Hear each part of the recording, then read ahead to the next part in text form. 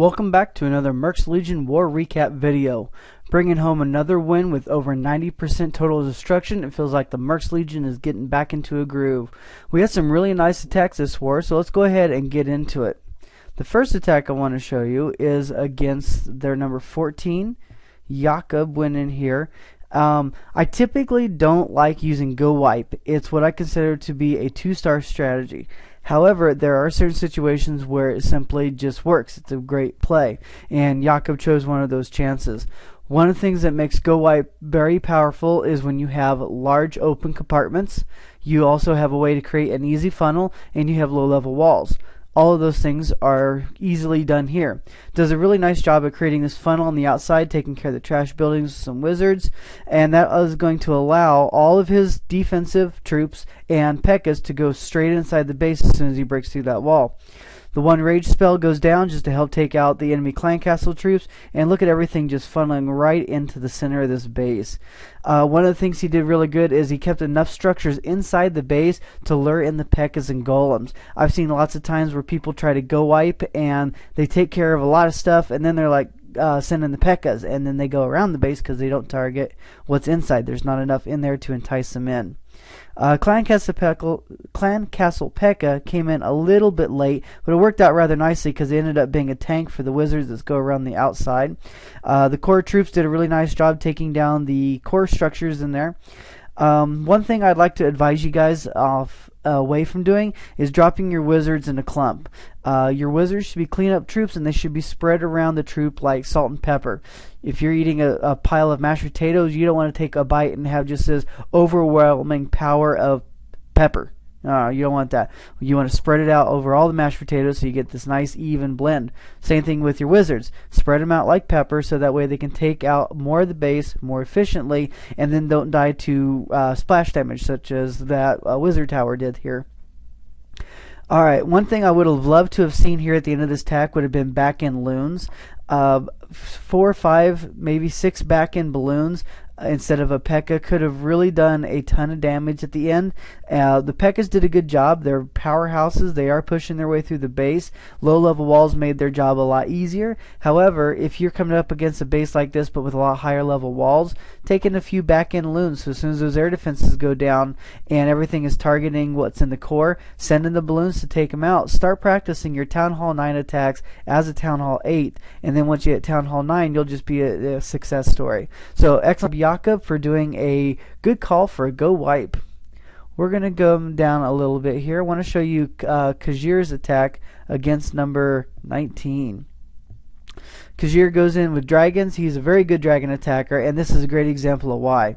Very spread out base. We do have some minor, like level 4, level 3 air defenses here, but still they're in the core and be a little hard to get to.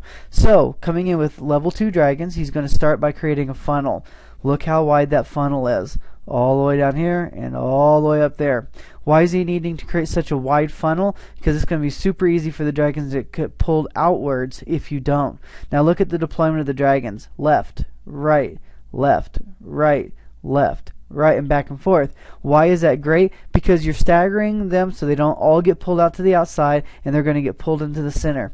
Rage spell comes down absolutely perfectly placed. It's in a spot that they're going to rage the dragon's speed to get into the core faster. They're still raged up to take out that first air defense. It's far enough back that the balloons are going to get the boost from that first one, and then look, it drops that second rage spell perfectly placed so those balloons stay raged up the entire time the air defenses are going.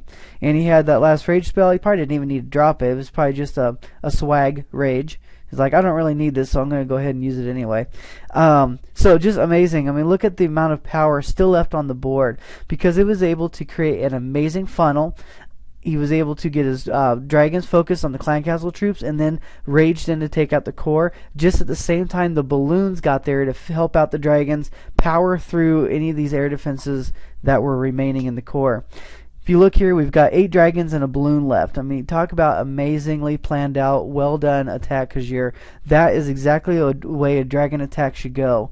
Yes, this was against level 4 air defenses. However, he's playing this as if it was going up against a max Town Hall 8 with level 3 dragons. So very good planning ahead and executing that attack. The next one we're going to move up here to Bloom 609, taking out the number 9. I really like watching Bloom do his attacks here. He ends up doing this Govaho attack, and he just knows the exact right composition to take out some of these tough level bases.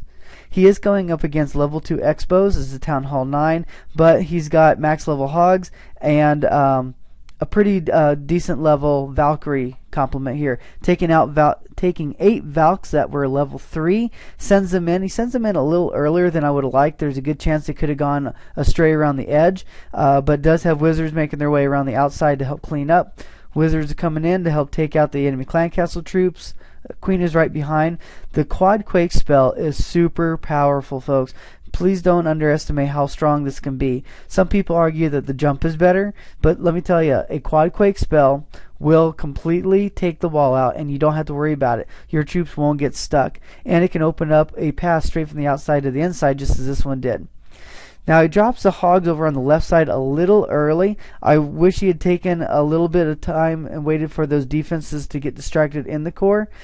However, it's an iffy balance here, because if you wait too long, those outside defenses are going to start picking off the Valkyries inside the base. So it's just one of those balancing acts that Bloom has learned how to perfect. He took the exact right number of Hogs to take out almost every single defense on the map. The only thing that was left after the Hogs went down was that single archer tower. But we've got the Max Golem here. We've got one of his golems still coming in.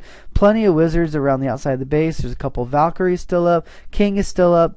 That's just a ton of power. So there's absolutely no way that this attack can be anything other than a 3-star attack. Did a great job of getting into the core, raised up his troops inside the core, and plenty of outside troops to clean up and take out the base with plenty of time to spare. So we'll go and speed up the rest of this attack. Very good. And I also want to give a shout out to Bloom for getting a 1-star against the number 1 against this team. The number 1 was a Town Hall 10, but he went in and got a nice 1-star. It was a rather high base. It's kind of an odd matchup at top. So tough little war at the top 5, but we did okay there. The last one I want to show you is iblondhaha, going up against the number 4. She specializes in the go wee wee attack, and a very similar base to the one we just saw. A little bit higher other defenses, so coming in here you need the extra tanking power. So she's doing a Quattro Golem here, and one thing I really liked is that this Max Golem is on the Archer Queen side, so that means that one Golem can take a little bit more damage. And I also like that the Archer Queen came in on the opposite side of that to take out the enemy King and the enemy Clan Castle troops. Now check out that jump placement. Perfectly placed at the right time to get all of her troops to jump into the middle. There's just a few wizards and Larrys that end up going around the outside, but look at all this. So much power is getting into that core of the base.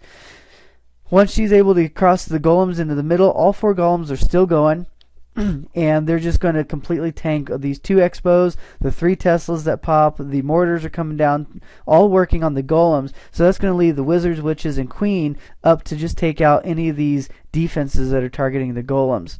Alright, so you know how I talked about back-end loons with Kajjirr, how he practices that attack? Well, look what iblondhaha has in store. Dropping in these backside balloons as these archer towers are targeted the core troops. And she did a great job of waiting patiently to make sure those air defenses were targeting the golems inside. If you rush it, there's a chance that your balloons will get picked off, and it will just kind of stall out the attack. The back-end balloons is what really made this attack finish so nicely. If she had taken a few more wizards and witches, it would have been okay, I think, but I don't think it would have been as powerful as taking these 6 balloons. It doesn't take a lot. You're using them on the very back side just to finish off the defenses. The air defenses have gone down. Most of the archer towers have gone down. The wizard towers have gone down. There was one Tesla going down as she dropped them. So there's really nothing standing in the way of these extra balloons here at the end of the attack. So very nice job of 1 going up against number 4, getting the 3 stars and 100% there. So congratulations. We're also getting better results in coordinating our upper attacks. We're not quite using our attacks so fast that we kind of get ourselves in a situation where somebody should have attacked a different place and couldn't because they already used their second attack. So very nice job to the Mercs Legion. Just totally clearing house once we get down into the Town Hall 8s and 7s, and some of our low 9s were 3-starred as well. So great job. Proud of you guys. Keep up the great work. And yeah, this great work just creates great content. So keep up the good work. You're making my job easy, guys. This is Eureka Havoc from Mercs Legion, helping you to clash without fear.